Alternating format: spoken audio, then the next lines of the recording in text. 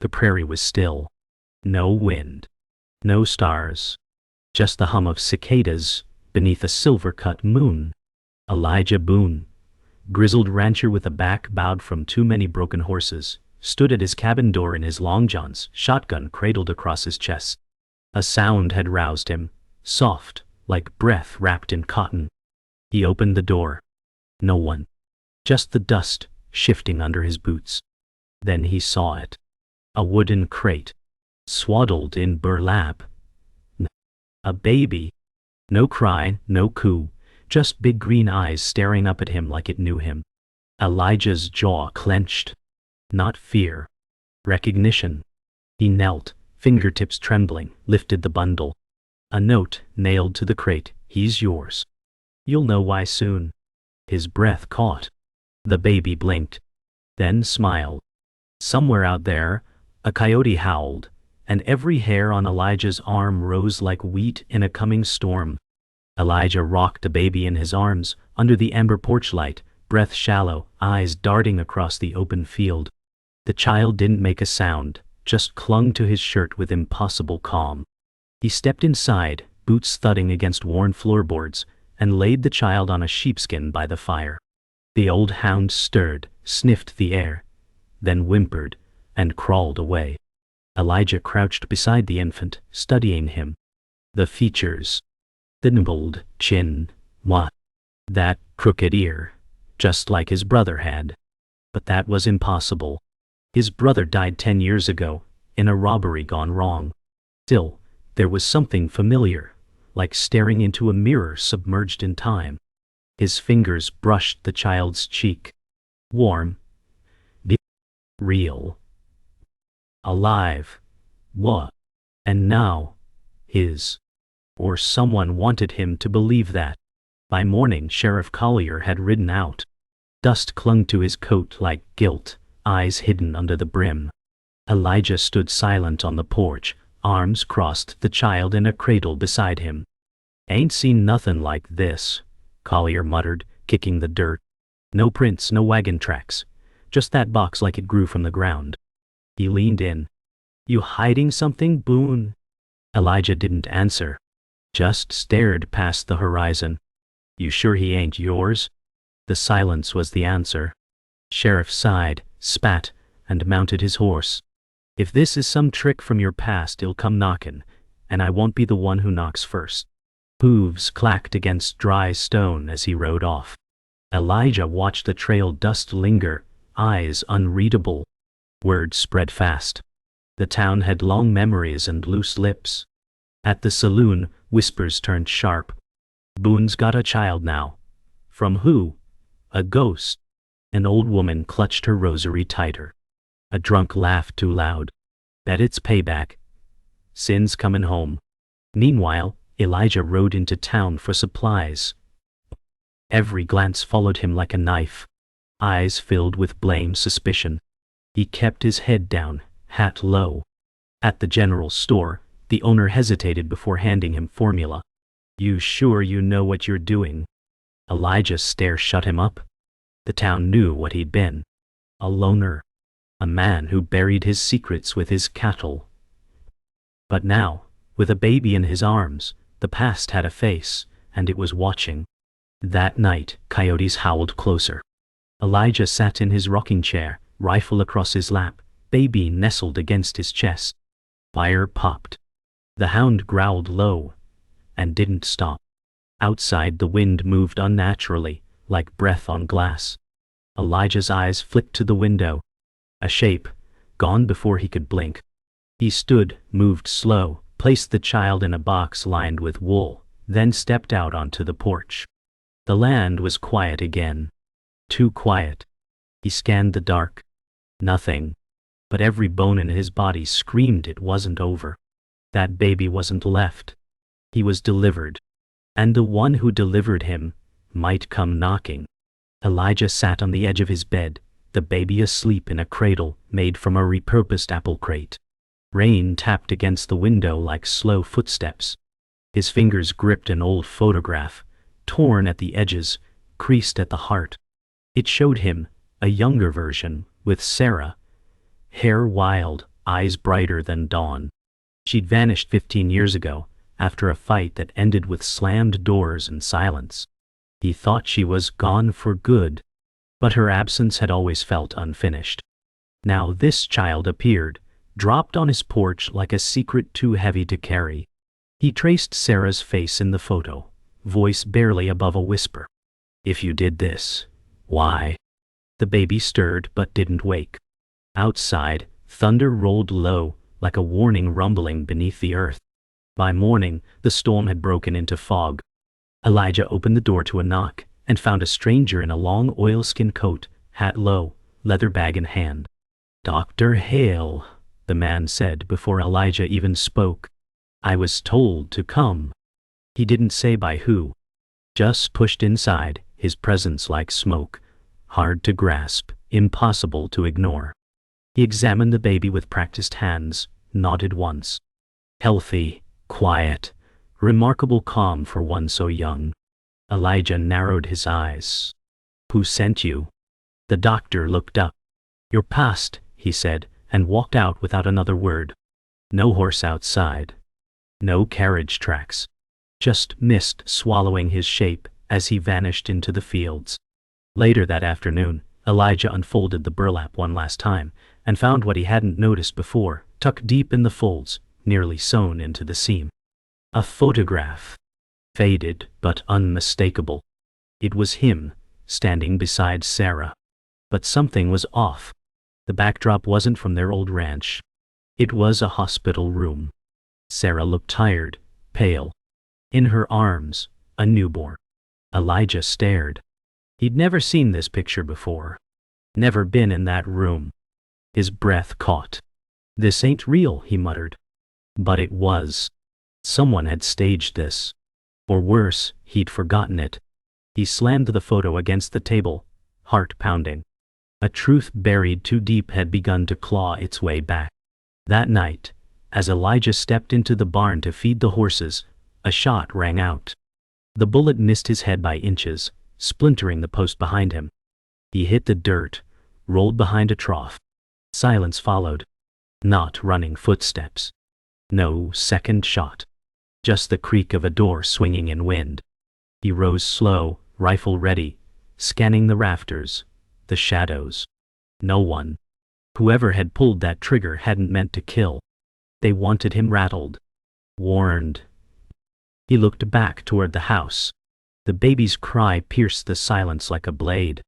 Elijah ran out. This wasn't a random threat. Someone was watching, and they wanted him to know it. Midnight dragged its claws across the sky. Elijah pulled up the floorboards beneath the hearth. A space he hadn't touched in years. Inside, wrapped in oiled cloth, was a box. Inside the box, a sealed envelope yellowed with time.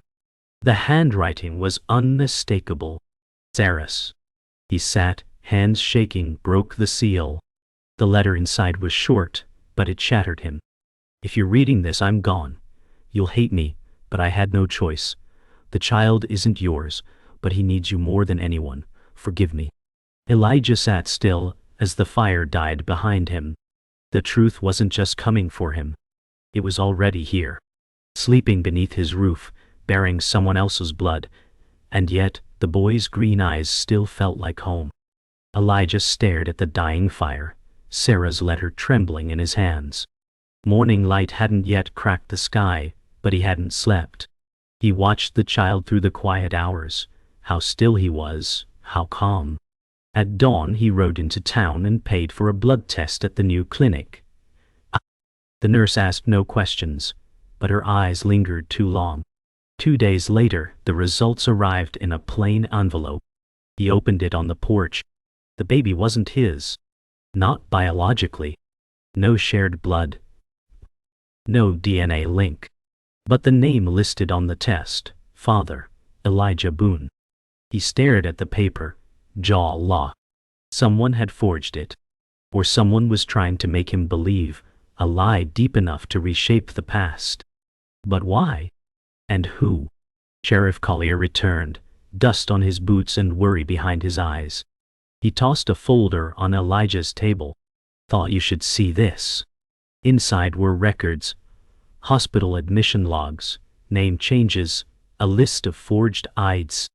Whoever left that baby knew exactly how to make it look legal, Collier said. But it's all fake. The mother's identity's been wiped clean. Birthplace? Sealed? There's one constant though. Your name. Over and over. Elijah stared at the documents, the sheriff's voice growing distant. Every line twisted around him like barbed wire. You think someone's framing me? He asked. Collier leaned in. No, I think someone's trying to bind you. Then he walked out, leaving Elijah alone with a truth too carefully built to be coincidence. That evening, Elijah sat under the cottonwood tree behind the barn, the baby asleep beside him in a crate. He remembered a face, not Sarah's, but her sister's. Lila Doll. Younger. Wilder T. Gone without warning. She'd vanished a year after Sarah died. He'd heard rumors. A child maybe. Or a clinic in Mexico. He thought it was just town gossip, the kind that clings to grief like dust on boots. But now, it added up. He stood, chest tight, and stormed inside. Dug through old trunks. Letters. Photos. One envelope, water-damaged but sealed, was addressed to Lila. He opened it and read only one line. The child must never bear your name. He belongs to Boone. His knees buckled. It was never about paternity. It was legacy. At twilight, hooves echoed on dry ground. A rider approached the gate, dark hat, long coat, slow stride. Elijah stepped outside, rifle slung but not raised. The rider dismounted and faced him. He's not yours, the man said, voice gravel-worn. Elijah's eyes narrowed. Then, whose is he? The man smirked. Mine. He stepped closer. You knew my brother. Name was Lucas. Rode with him once, till you left him bleeding in that canyon. Elijah stiffened. That name opened old wounds. Lucas is dead, he said. The man nodded. And that child is what's left of him. Elijah's grip tightened on the rifle. This wasn't over a baby. This was a vendetta long in the making, and it had just arrived. That night, Elijah didn't sleep. He stripped the barn of hay and lined its edges with wire. Set trip lines beneath windows. Loaded every shell he had. The baby lay inside the cabin, swaddled in blankets, unaware of the war being built around him. Elijah moved like a ghost, silent, precise, relentless. Every board nailed, every trap reset, every light doused. He wasn't preparing for justice. He was preparing for siege. The wind carried the smell of smoke from the south ridge. A fire, small but close. They were coming. Whoever they weren't after the child. They were after what the child symbolized. Unfinished sins, old debts unpaid. Elijah tucked the baby beneath the floorboards in a padded crate. Then he waited. And listened. The outlaw returned the next morning, standing just beyond the fence line with a black kerchief tied across his jaw. Elijah didn't greet him. Just stared. I don't want the boy, the outlaw said. He ain't worth the bullet, but he's bait. Elijah stepped forward. For who? The outlaw tilted his head. For what's left of your name. He tossed a coin toward the dirt. You were supposed to die years ago. That child's a curse, Boone, born of blood, left behind to draw vultures. Elijah didn't flinch. Then, let him come. The outlaw laughed, spurs jangling as he turned to ride. They're already here. Dust kicked up as he vanished over the ridge. Elijah bent and picked up the coin. It was scorched, bent, marked with a name he hadn't heard since the war. That night, fire swallowed the barn. Elijah woke to snapping timber and the cries of panicked animals. Flames clawed the sky, orange against midnight black. He burst through the back door, doused in sweat, rifle in hand. The heat hit him like a wall. One of his horses, old Clyde, ran out burning, collapsed halfway to the creek. Elijah screamed into the dark, but no voice answered. He fired twice, warning shots, and scanned the tree line. Figures moved, but never fully showed themselves. They didn't come to kill. Not yet. They came to break him down. As the barn crumbled into ash, Elijah knelt in the dirt beside Clyde's still body. His face was blank. The baby's cries floated out from the cabin behind him. Soft, confused, afraid. At dawn the cradle was empty.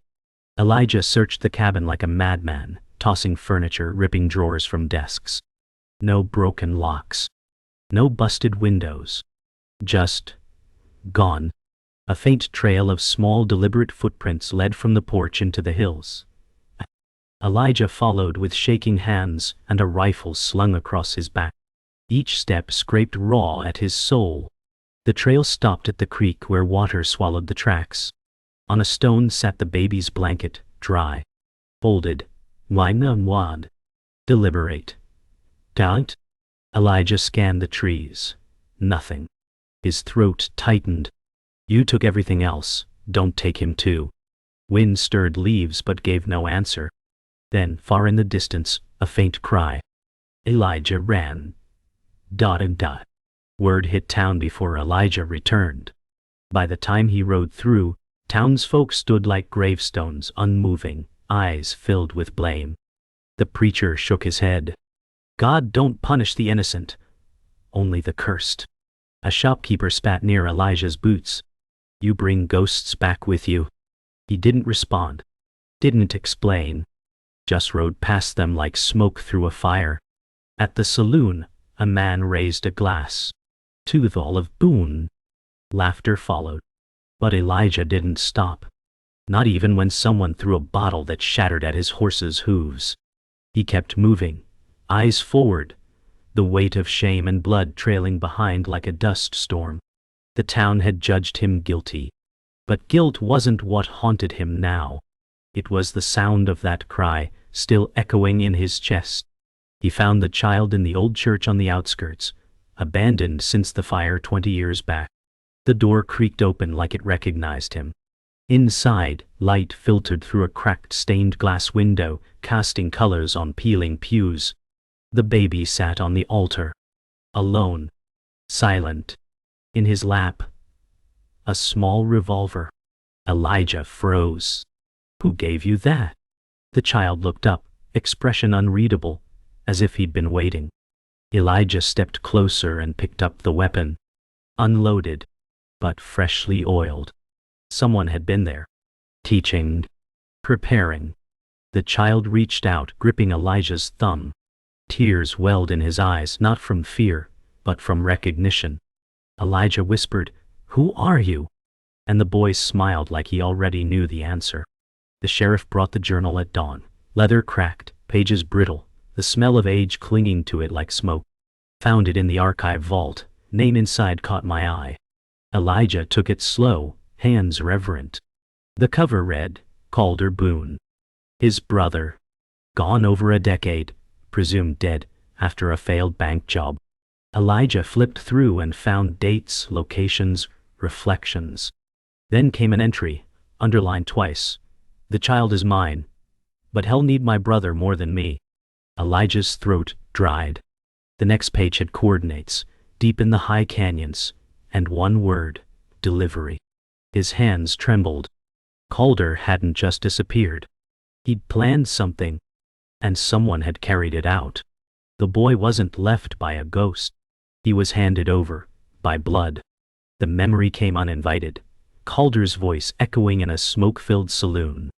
Sometimes a lie's the only shield a man's got. Elijah remembered the night they split. Calder had taken the gold, the horse, and a bullet to the gut. Elijah thought he died in the canyon, but now he wasn't sure. Maybe Calder had escaped. Maybe Sarah helped him. Maybe the baby was the final piece of a deal they'd struck in the shadows. But why give the boy his name? Why frame Elijah as the father? Unless Calder had always known he'd die before he could raise him. And Elijah was the last man on earth he trusted. Rage clashed with grief. If this was Calder's legacy, it came soaked in gunpowder and guilt. Sheriff Collier rode hard to the canyon. Elijah followed, journal in hand, each mile drawing them closer to the coordinates. They reached a grove choked in ash and silence. There, half buried under stone, was a steel box. Inside, an old revolver, a blood-stained shirt, and a photo, Calder, Sarah, and a baby between them. The child had Calder's nose, Sarah's eyes, and in the background, Elijah, unaware, blurry, walking away. The photo wasn't posed. It was a moment, stolen. They planned this, Elijah said, voice brittle, and they kept me out of it. Sheriff nodded.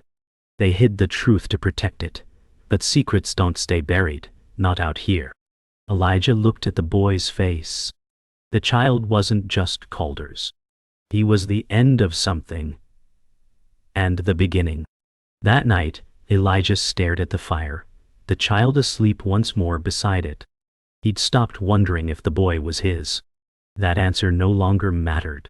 What mattered now was that someone out there wanted him gone, used the boy to draw him out, to force reckoning. He read Calder's final entry aloud. Blood will chase the child. The sins I ran from now wear my name. You'll have to choose what kind of Boone he becomes. Elijah folded the page slowly. In that moment, he stopped being haunted and started becoming something else. Not a father. Not a brother. A protector. The boy stirred in sleep and reached for him. Elijah took his hand. You're safe now, but it won't be easy. And he meant every word. At dawn, Elijah buried Calder's journal beneath the old cottonwood. No prayers. Just dirt and silence, and the soft sound of his breath. Then he walked inside, packed ammunition, knives, water. The traps were ready. The windows shuttered. The baby was fed and asleep, his revolver tucked under a blanket not for safety, but for symbol. This wasn't protection anymore. It was a message. Come if you must. Elijah stood in the doorway one last time, eyes scanning the hills. A dark figure stood on the ridge, watching. No gun drawn. No threat made. Just a stare. Elijah stared back, then shut the door and bolted it. War didn't announce itself. It waited for the right silence. And now, the silence was perfect. Thunder cracked across the canyon as the first bullet hit the post near his shoulder. The rancher dove behind a trough, clutching the baby tight against his chest. Unarmed. His breath came in ragged bursts, boots sinking in the wet mud as he crawled toward the barn. Smoke rose on the northern ridge. They'd set his fence line ablaze, driving cattle into panic. Damn cowards don't even knock, he muttered. From the loft, the old Apache tracker opened fire, picking shadows off the hill like ghosts. They want the boy. They come through me, the rancher growled, jaw clenched so hard the veins in his neck bulged. A figure darted from the mesquite trees, one of the riders. He fired. The man fell, writhing in the dust. Lightning illuminated a twisted silhouette approaching, black duster flapping, rifle in hand. The rancher stared hard. That face. That gait. No, he whispered. It can't be. But it was. His brother was alive, and aiming straight at him. Rain blurred the vision, but not enough to deny what stood 10 yards away. The brother they'd buried. Now risen. The rancher stood slowly, shotgun aimed, but heart misfiring. Elias, he said, voice barely more than a breath. Elias said nothing, just lowered the rifle, letting it hang by his side. You were dead, the rancher choked. For good reason, Elias replied, stepping closer. You think I wanted this? I ran to protect them. A baby's cry cut through the storm. Elias flinched. He's mine, isn't he? The rancher asked. Elias nodded once. But he ain't yours to keep. Suddenly, gunfire erupted behind the barn. Ambush. Elias vanished into the smoke, a shadow once more. The rancher grabbed the baby, sprinting through mud, rage boiling behind his eyes. You came back to take what's yours, he muttered, teeth grinding. You should have stayed dead. The barn exploded in firelight. The cartel riders had circled around, setting flame to every beam, every tether, every memory that ever lived within those walls. Horses screamed. The tracker yelled from inside. Then, silence. The rancher howled like a wounded animal and rushed in.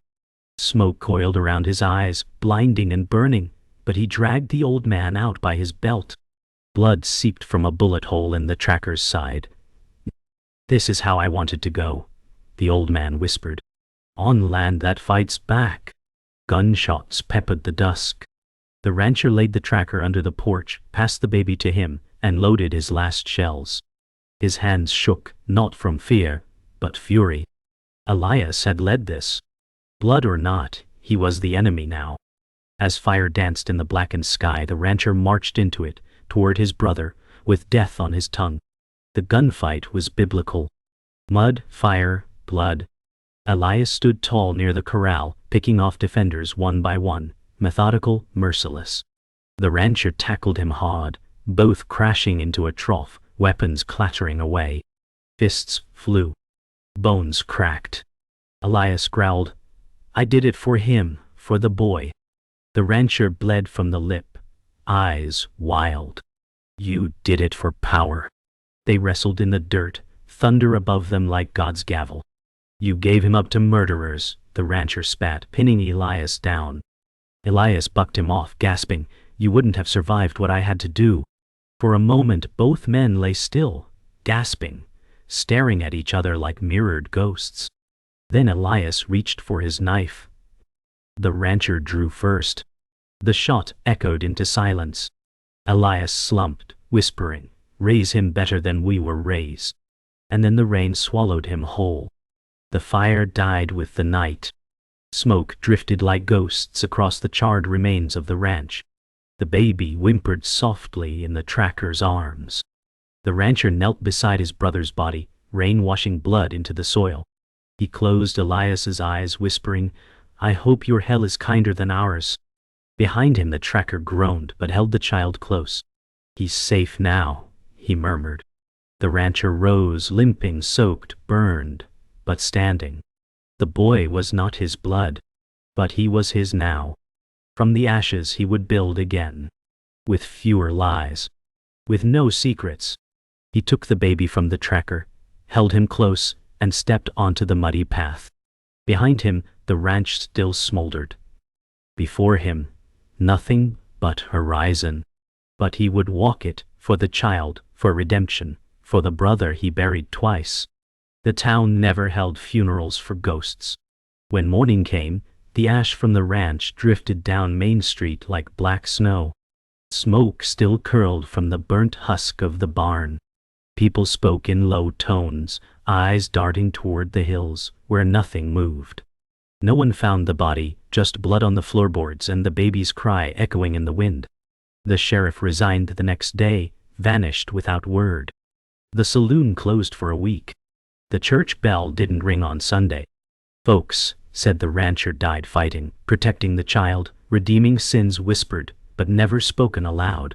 Others said he'd ridden off into the desert before the fire caught. Truth, like smoke, couldn't be held. The baby, now wrapped in a fresh quilt, was taken in by Widow Hargrove, who sang old lullabies with tears in her eyes. "You're safe now," she whispered. But in her bones she knew safety came with a cost. The town owed a debt. And debts in the West never stayed buried long. They said he became part myth, part warning. Stories spread like prairie fire. A rider seen at dusk on the ridge, long coat flapping, rifle slung low, face obscured by dust. Children dared each other to sleep in the barn where he last stood. Some claimed they heard spurs jangling in the night. Others swore the wind whispered a name that wasn't theirs. Widow Hargrove kept the baby close, naming her Evelyn Rose. She grew with a scar on her chest, faint but real. Nobody could explain it. By the time she could walk, Evelyn had a way of staring past people like she saw more than they did. At night, she'd hum songs no one had taught her. "She remembers," the widow once muttered, knuckles white on her Bible. The town held its breath around her. fear and awe. She was a child of flame, of vengeance, of the man who vanished without a grave. Years passed. The town changed. Brick replaced wood. Electric lights pushed back the darkness. But certain things stayed untouched. The graveyard on the hill remained unmarked. No one dared inscribe a stone for the man with no resting place. Evelyn Rose grew into a girl with sharp eyes and sharper silence. She learned to ride before she could read. She asked questions nobody could answer.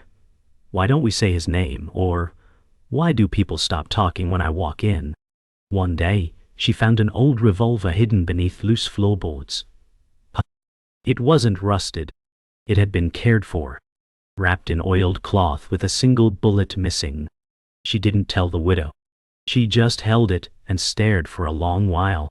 That night, she dreamed of fire, a man shouting her name, and a voice that said, "You're not done yet, girl." Not yet.